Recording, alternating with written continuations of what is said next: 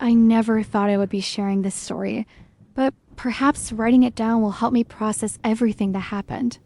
3 years ago, my life in suburban Chicago was what most would consider ideal. I had been married to Rebecca for 8 years. We had a beautiful home in the northwest suburbs, and our careers were thriving. I worked as a financial analyst while Rebecca had built a successful career in marketing. From the outside, we were the perfect couple. Rebecca and I met in college and had been inseparable since our junior year. After graduation, we moved in together, and 2 years later, we were married in a beautiful ceremony surrounded by friends and family. Her sister, Vanessa, was the maid of honor. Vanessa was 3 years younger than Rebecca, and they had always been close despite their different personalities. Where Rebecca was organized and methodical, Vanessa was spontaneous and free-spirited. After our wedding, Vanessa moved to California to pursue her dreams of becoming an actress. We would see her once or twice a year during holidays, and she would occasionally crash at our place when visiting Chicago for auditions or family events. I always enjoyed her company. She brought a liveliness to our home that was refreshing. In early 2020, everything changed. The pandemic hit and Vanessa lost her waitressing job in Los Angeles that had been supporting her between acting gigs. With rent prices skyrocketing and no steady income, she called Rebecca in tears, not knowing what to do. Without hesitation, Rebecca offered her our guest room until she could get back on her feet. I agreed, thinking it would be temporary perhaps. A month or two at most. 2 months turned into 6, and by the end of 2020, Vanessa had become a permanent fixture in our home. Initially, I welcomed the company, especially when Rebecca's marketing firm required her to travel for client meetings as business picked up again. Working from home could be isolating, and having Vanessa around made the house feel less empty. At first, everything was fine. Vanessa was respectful of our space and often cooked dinner as a way to contribute to the household. She was actively applying for jobs and would spend hours in the guest room practicing monologues for virtual auditions. Rebecca and I were happy to help her during this difficult transition. Things began to change subtly in the spring of 2021. Rebecca's work travel increased to nearly 2 weeks each month as our company landed several major accounts. Vanessa and I found ourselves spending more time together, watching movies in the evening or taking walks around the neighborhood after work hours. One night, while Rebecca was on a business trip to New York, Vanessa suggested we cook dinner together instead of ordering takeout. I agreed, thinking it would be nice to prepare a proper meal for once. We decided on making homemade pasta, something Rebecca and I had learned in a cooking class, but rarely had time to do any more. As we stood in the kitchen, flour covering the countertops and our hands coated in sticky dough, Vanessa looked at me with an expression I hadn't seen before. "You know," she said quietly, "Rebecca doesn't realize how lucky she is to have someone who's willing to try new things like this." I laughed it off, attributing her comment to the glass of wine she'd been sipping while we cooked. But as we continued working side by side, I noticed how she would brush against me more frequently than necessary, how her gaze would linger when I wasn't looking directly at her. By the time we sat down to eat, the atmosphere had shifted. The conversation flowed easily, but underneath ran a current of tension I couldn't quite identify. After dinner, as I was washing dishes, Vanessa came up behind me. "There's something I've been wanting to ask you," she whispered, standing close enough that I could feel her breath on my neck. "Something I've been thinking about for a while now." My heart pounded as I turned around, unsure of what was happening. Before she could continue, my phone rang. It was Rebecca calling to check in. The moment dissolved as I answered, walking quickly into the living room and away from whatever had been building in the kitchen. The next morning, I convinced myself I had misinterpreted things. Vanessa acted normally at breakfast, talking about an audition she had scheduled for later that week. I threw myself into work, grateful for the distraction of back-to-back Zoom meetings. 3 days later, Rebecca called to say her trip was being extended by another week. Her team needed to resolve some unexpected issues with the client, and as the project lead, she had to stay. I could hear the exhaustion in her voice and assured her everything was fine at home. That evening, Vanessa suggested we make dinner together. Again, Against my better judgment, I agreed. As we moved around the kitchen preparing the meal, she was more direct this time. "I've always admired your relationship with Rebecca," she said while chopping vegetables. "But lately, I've been wondering if you're truly happy." I tensed, focusing intently on the sauce I was stirring. "Of course I'm happy. Why would you ask that?" Vanessa set down her knife and turned to face me. "Because I see how lonely you are when she's gone. And she's gone a lot, James." Before I could respond, she continued, her voice dropping lower. "There's something I want to ask you. Something I'd never have the courage to say if I wasn't worried about you." My hand froze on the wooden spoon as she stepped closer. "I want you to kiss me," she said, her eyes locked with mine. "Just once, to see if what I'm feeling, what I think you might be feeling too, is real." I stepped back, shocked by her directness. "Vanessa, I don't know what you think is happening here, but I love Rebecca. I would never what? Never think about someone else? Never wonder what it would be like to be with someone who's actually present in your life." Her words cut deep, touching on insecurities I hadn't fully acknowledged even to myself. "This isn't right," I said firmly, turning off the stove.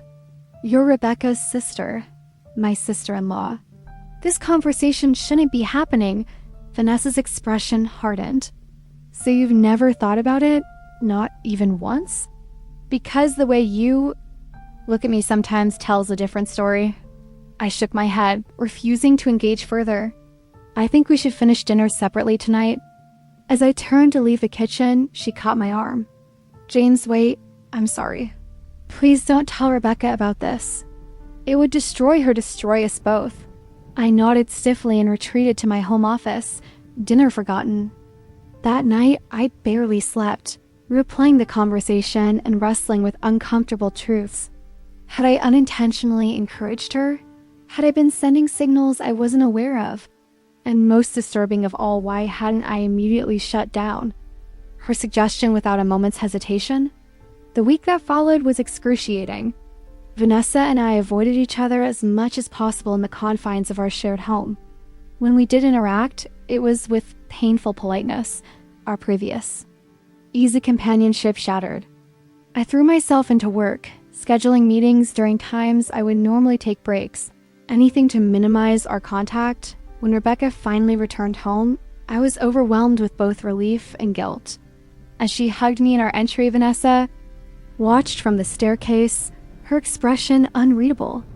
That night, as Rebecca unpacked and chatted animatedly about her trip, I felt a crushing weight on my chest. Nothing had happened between Vanessa and me, but the mere fact that the conversation had occurred felt like a betrayal. For the next 2 weeks, things appeared to return to normal. Rebecca was home, and Vanessa announced she had landed a part in a local theater production, which kept her out of the house during evenings and weekends. I began to think the awkward incident would fade away, becoming nothing more than an uncomfortable memory dot. Then came the day that changed everything. I was working from home as usual when I received a text from Rebecca asking me to check a file on her laptop for an important client presentation. She had forgotten to email it to herself before leaving for the office. The file was easy to find, and I sent it over immediately. As I was closing the laptop, a notification appeared in email from a hotel chain confirming a reservation for the coming weekend. Thinking it was related to her work travel, I almost ignored it. But something caught my eye. The reservation was for a hotel just 30 minutes from our house. Confused, I opened the email and felt my world collapse around me. The reservation was for Rebecca and someone named Michael, with a special request noted for champagne and strawberries upon arrival, an anniversary package. My hands shaking, I took a deep breath and tried to think rationally. There could be an explanation. Perhaps it was for a friend, a surprise for someone else, a work event I wasn't aware of. But deep down, I knew for the first time in our relationship, I did something I never thought I would do. I searched through her emails. What I found confirmed my worst fears.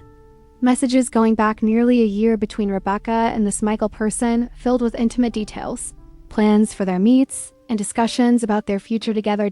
As I sat there staring at the Screaming in disbelief, Vanessa entered the room. She took one look at my face and knew something was terribly wrong. James? What happened? Without speaking, I turned the laptop toward her. She read through the emails, her expression shifting from confusion to shock. "Oh my God," she whispered, sitting down heavily beside me. "I had no idea." We sat in silence for several minutes, the reality of the situation sinking in. Then Vanessa spoke again, her voice barely audible. I knew something was off with her. The constant trips, the late-night phone calls she'd take in another room. I just never wanted to believe she could do this to you. I looked at her, suddenly suspicious. "Did you know about this? Is that why you said those things to me in the kitchen?" Vanessa's eyes widened. "No, James, I swear I didn't know. What I said to you ... That was just me being selfish and confused about my own feelings. I never imagined Rebecca was actually..." She trailed off, unable to finish the sentence. That evening, when Rebecca came home, I was waiting in the living room, her laptop open on the coffee table. Vanessa had offered to leave, to give us privacy for the inevitable confrontation, but I asked her to stay. I needed a witness, someone who would prevent me from either minimizing what had happened or reacting too harshly. When Rebecca saw us sitting there, her expression shifted from confusion to fear as her eyes fell on the open laptop. She knew immediately. "James, I can explain," she began, but I cut her off. "A year, Rebecca. You've been seeing this person for a year. Well, I was here waiting for you to return from business trips that were actually romantic getaways." Her face crumpled. "It wasn't supposed to happen. Michael was just a client at first, and then ... things changed. I tried to end it so many times, but what? You couldn't help yourself? You couldn't respect our marriage enough to be honest with me?" My voice was steady despite the storm raging inside me. Rebecca's eyes darted to Vanessa. "Why is she here?" "This is between us. She's here because she's family," I said. "And unlike you, she's been honest with me." Rebecca's expression hardened. "Honest? You think she's being honest? Did she tell you how she's felt about you for years? How she's always been jealous of what we had?" I glanced at Vanessa, whose face had gone pale. "This isn't about Vanessa," I said firmly. "This is about you and me and the fact that you've been living a double life for the past year." What followed was hours of painful conversation, tears, and accusations. Rebecca alternated between remorse and defensiveness, revealing that her relationship with Michael had begun during a particularly difficult period in our marriage, a time when I had been consumed with a challenging project at work and had, in her words, emotionally checked out. While that may have been true, nothing justified the elaborate deception that followed. As the night wore on and emotions ran high, Rebecca made a startling confession that left both Vanessa and me speechless. "You want to know why I really asked Vanessa to stay with us?" Rebecca said, her voice cold. "It wasn't just because she needed help. It was because I thought having her here would distract you, keep you from noticing my absences. I knew how she felt about you. I thought giving her this opportunity to be around you would keep both of you occupied. Well, I figured out what I wanted," Vanessa gasped. "You knew? You deliberately put me in this position?" Rebecca laughed bitterly. "Of course I knew. You've been transparent since college, the way you look at him. I just never thought you'd actually act on it." I felt sick, realizing I had been a pawn in a game I didn't even know was being played. "So you used your own sister as a distraction? While you carried on with your affair?" "I didn't think anything would actually happen between you two," Rebecca said defensively. "I just thought having her around would keep you company, keep you from asking too many questions about my trips." Vanessa stood up, trembling with anger and hurt. "I can't believe you would do this. To both of us. Using my feelings like this, manipulating us for your convenience." The revelation changed everything. What had seemed like a straightforward case of infidelity had transformed into something far more complex and disturbing. Rebecca had orchestrated a situation designed to facilitate her affair, using her own sister's emotions as a tool in her. deception. By morning, the path forward was painfully clear. My marriage to Rebecca was over not just because of her affair, but because of the calculated way she had manipulated the people closest to her. Trust, once broken in such a fundamental way, could never be fully restored. Rebecca moved out, the following day taking only what she needed immediately and promising to arrange for the rest later.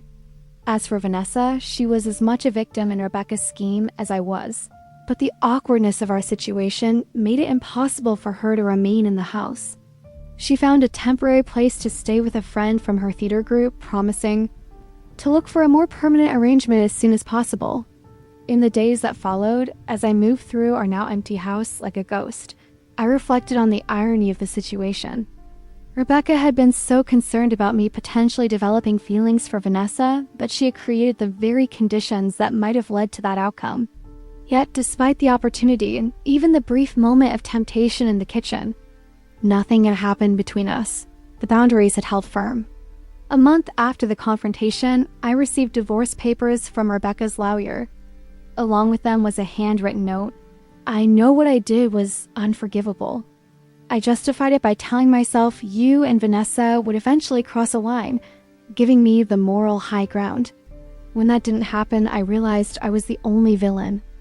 In this story, I'm sorry for betraying you both. I hope someday you can find it in your heart to forgive me, even though I don't deserve it. 6 months passed. The divorce was finalized, and I was slowly rebuilding my life. I had minimal contact with Rebecca and had not seen Vanessa since she moved out, though we occasionally exchanged brief texts. Then, on a rainy October evening, there was a knock at my door. It was Vanessa, soaked from the downpour, her eyes red from crying. "Can I come in?" she asked quietly. "There is something you need to know." I hesitated but stepped aside to let her enter. We sat at the kitchen table, the same table where she had made her request months ago, the request that had inadvertently exposed Rebecca's affair. "I've been struggling with whether to tell you this," Vanessa began, her hands wrapped around the mug of coffee I'd prepared. "But you deserve the truth, the whole truth." She took a deep breath before continuing. "That night in the kitchen, when I asked you to kiss me, it wasn't really about my feelings for you." I frowned, confused. "What do you mean?" "I knew about Rebecca's affair," she confessed, unable to meet my eyes. "I had known for almost 2 months before that night.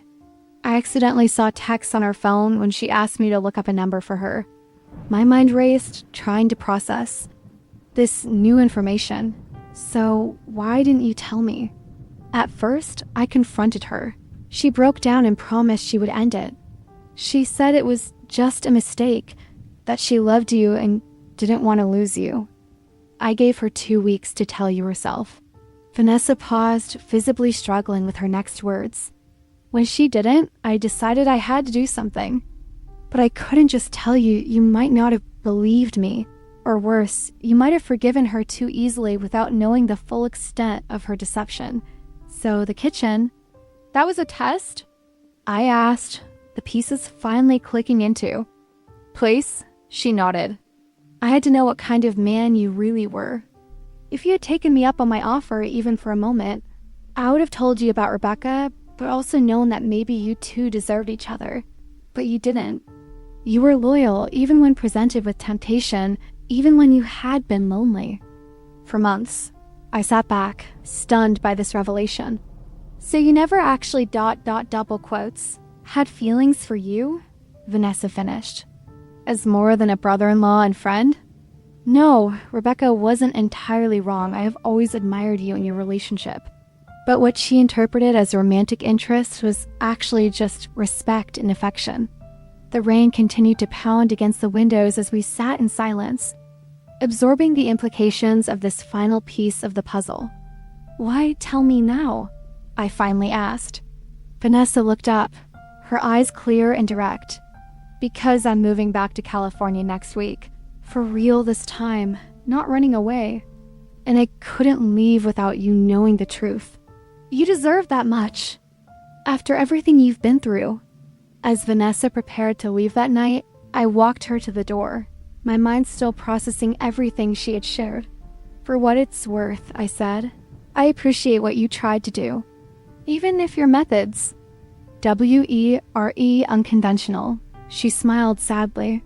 "I'm not proud of how I handled it. I should have just told you what I knew." Playing games, even with good intentions, only caused more pain in the end. I nodded, understanding the complex tangle of loyalty and betrayal she had navigated. "Take care of yourself in California." "You too, James. And remember what happened. Here doesn't define you. You were the only one who acted with integrity throughout this whole mess."